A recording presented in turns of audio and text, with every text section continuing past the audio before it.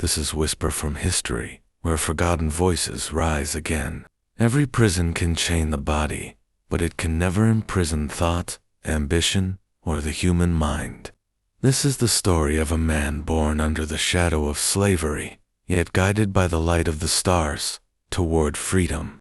Stay with us as we journey from bondage to liberation in the early years of America.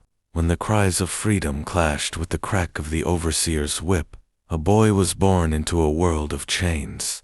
His name was Benjamin Banneker, and though history remembers him as a free black man, his story began with the weight of slavery pressing on his family's shoulders. The young Benjamin inherited a legacy shaped by bondage, but also by resilience, determination, and a hunger for knowledge that no master could own. Maryland in the 1730s was a land of plantations, tobacco fields, and human suffering. Benjamin's grandmother, an English servant named Molly Welsh, had once been sentenced to years of indentured servitude for a petty crime.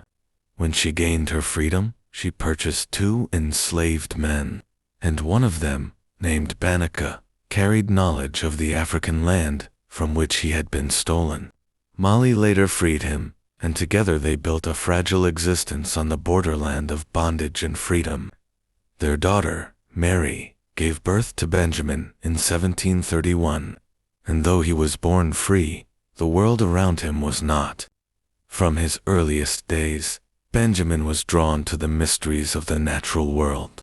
He studied the rhythms of the seasons, the rising and setting of the sun, and the slow, deliberate movements of the stars across the night sky. For a boy of African descent in colonial America, knowledge was not simply power, it was survival. Education was rare and dangerous.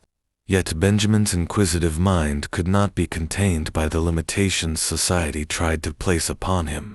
He attended a small Quaker school for a brief time, but most of his learning came from books he borrowed, begged for, or painstakingly copied. As he grew, Benjamin developed skills that startled his neighbors. He was not just literate, but gifted in mathematics. His mind seemed to stretch beyond the boundaries of what others expected. He once constructed a wooden clock, the first of its kind made entirely in America, based solely on his study of a borrowed pocket watch. It kept time for decades, a testament to his patience and genius. Word of this remarkable achievement spread, but to most of his white contemporaries, Benjamin's brilliance was a curiosity, not proof of equality. The chains of prejudice were not so easily broken.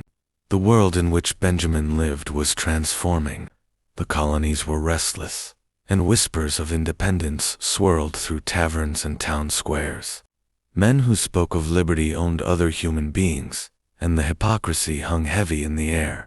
In this world, Benjamin found himself walking a delicate line, neither enslaved nor fully free, tolerated but never embraced. Yet the sky above did not care about race or rank. The stars moved, as they always had, steady and impartial, offering their secrets to anyone patient enough to learn them. Benjamin began the painstaking work of charting the heavens. With little formal training, no observatory, and only a few borrowed instruments, he studied the moon, the planets, and the cycles that governed the tides and the seasons. Night after night, he recorded his observations by candlelight. He understood what so many others overlooked, that the stars were not just distant lights in the sky, but a map, a calendar, and a guide for navigation. For farmers, sailors, and statesmen, this knowledge meant survival and prosperity. In 1791, Benjamin published his first almanac.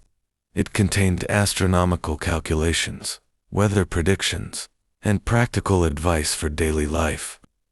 Almanacs were essential tools in the 18th century, but what made Benjamin's so extraordinary was not only its accuracy, but the man behind it.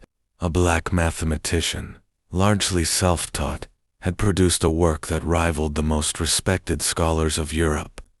His almanac sold thousands of copies and circulated widely, carrying his name across the new nation. But Benjamin's almanac was more than a scientific achievement. It was a quiet act of defiance. At a time when arguments for slavery rested on the belief that African people were incapable of intellect, his work stood as undeniable proof to the contrary.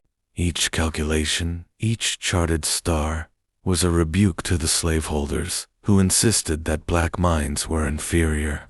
His book became a weapon in the struggle for freedom, its pages soaked in the silent rage of centuries.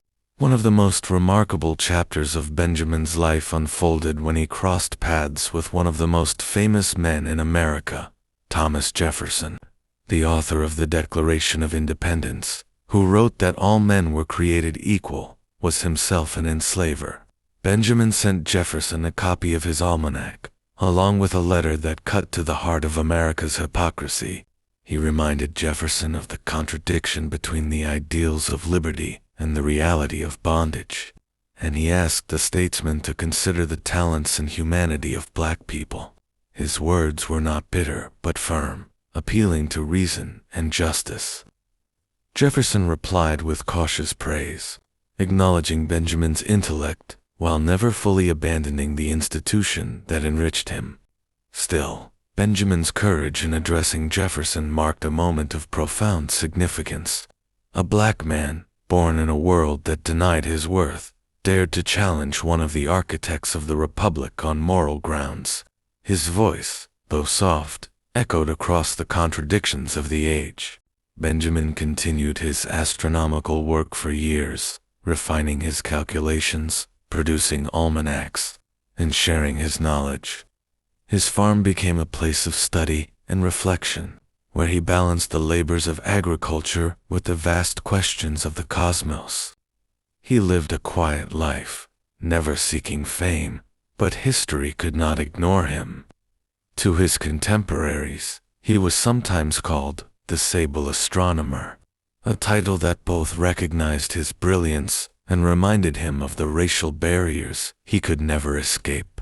Yet his achievements were not confined to science alone.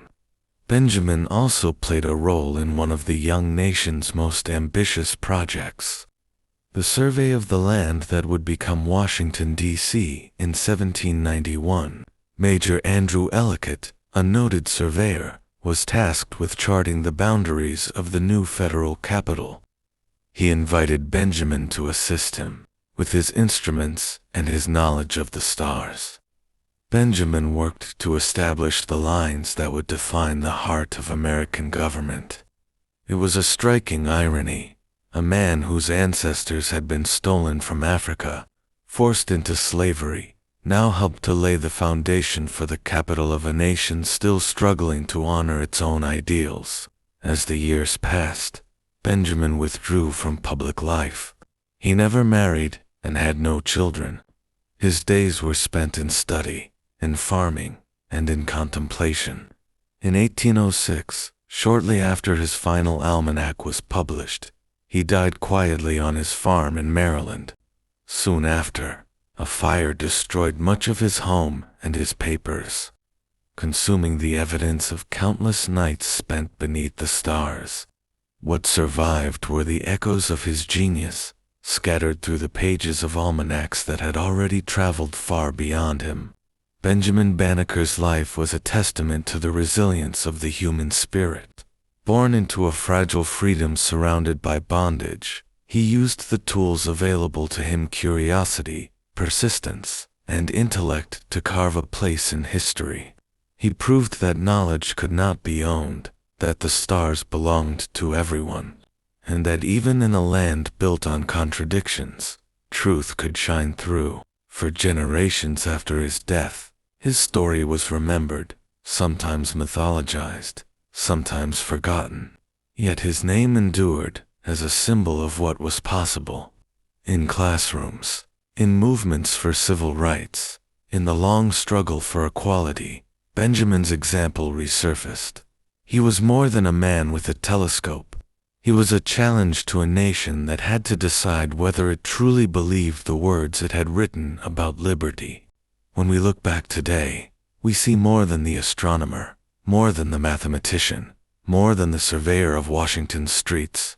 We see a man who dared to claim the stars as his own, A man who, though born into a world that tried to deny him, insisted on his right to learn, to think, to create, and to leave a mark that no fire could erase. And in the quiet of the night, when the sky is clear and the constellations burn across the heavens, we can imagine him there, counting, calculating, mapping, and smiling at the knowledge that he had, in his own way, freed the stars from the chains of ignorance. Benjamin Banneker showed the world that the stars belong to no single nation, no single race. They shine for everyone, neither bound by color nor divided by origin, and his name will continue to shine for as long as the night sky glows above us.